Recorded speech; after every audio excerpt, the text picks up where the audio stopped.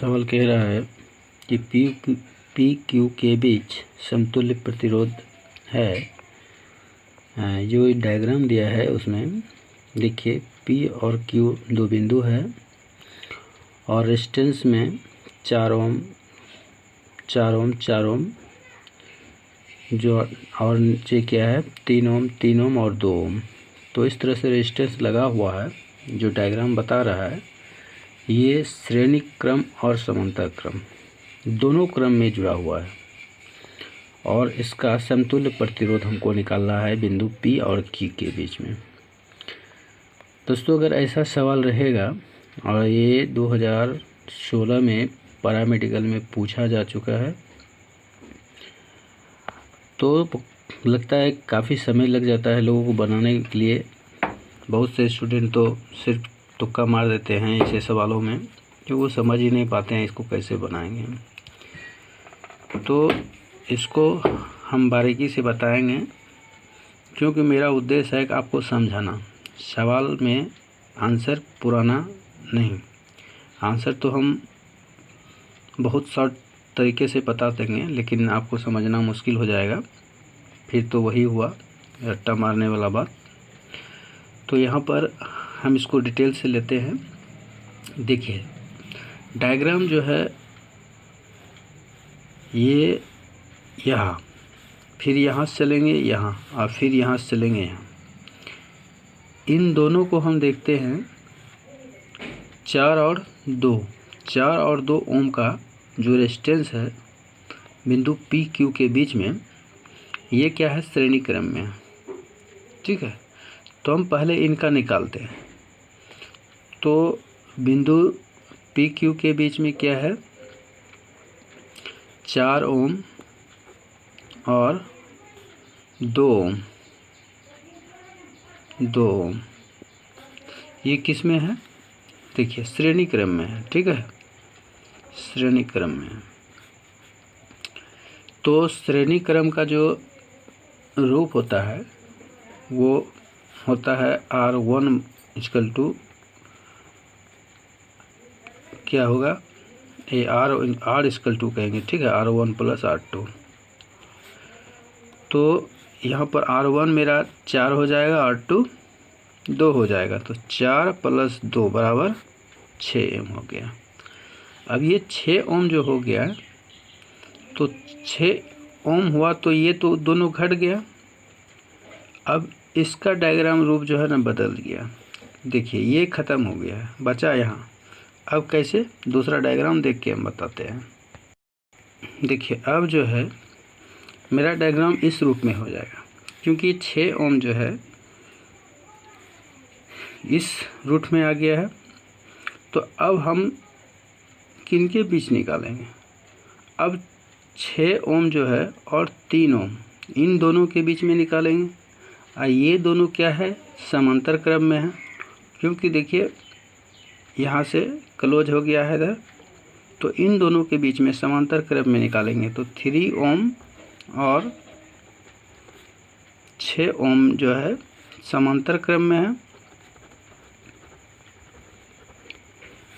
इसलिए समांतर क्रम में होने के लिए क्या होता है 1/r बराबर 1/r 1 प्लस 1/r 2। बिल्कुल सही है। तो ये 1/r इक्वल टू यहाँ पर 1/r मतलब 3 और यहाँ पर 6 हो जाएगा। तो दोनों का एलसीएम लेंगे हम तो क्या हो जाएगा। तो इस तरह से मेरा यहाँ क्या हो गया 3/6।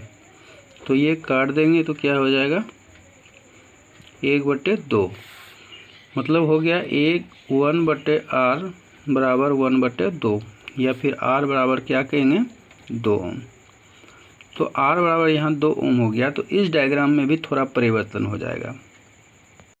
जो बनेगा डायग्राम इस तरह से बनेगा क्योंकि हम 3 और 6 के बीच में निकाले थे। अब क्या निकालना है देखिए इन दोनों के बीच में निकालना है। इन दोनों को निकाल करके इसका क्रिया करेंगे तब फिर इस दोनों को निकालेंगे। ठीक है, तो 4 और 2 के बीच में निकालेंगे।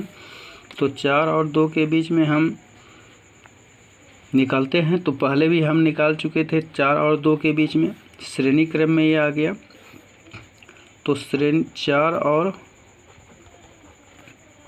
2 ओम के श्रेणी क्रम में क्या होगा, R बराबर क्या हो जाएगा, इसका 6 ओम आया था, तो 6 ओम हमको याद भी रखना होगा, तो ये 6 ओम होगा। अब डायग्राम में फिर चेंजिंग एक बार होगा,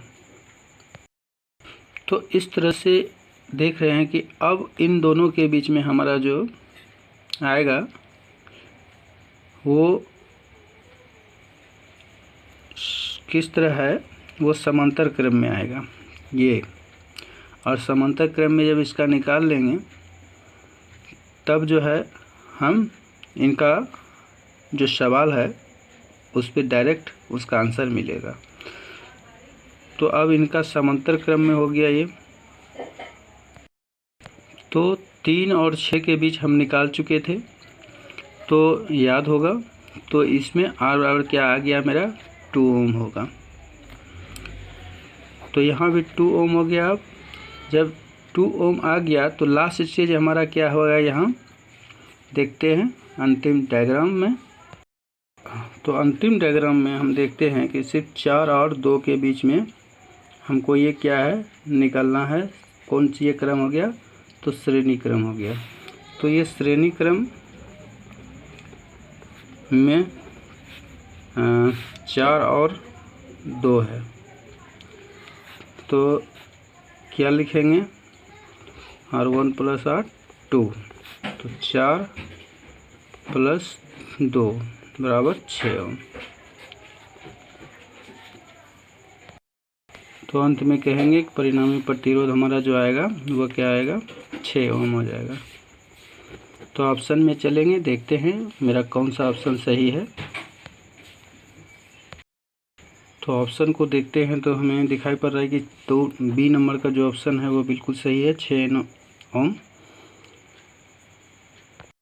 और इस सवाल को अगर आप चाहेंगे कि हम जल्दी से जल्दी बना लें, उतना समय नहीं मिलेगा एग्ज़ाम में, तो आप क्या करेंगे,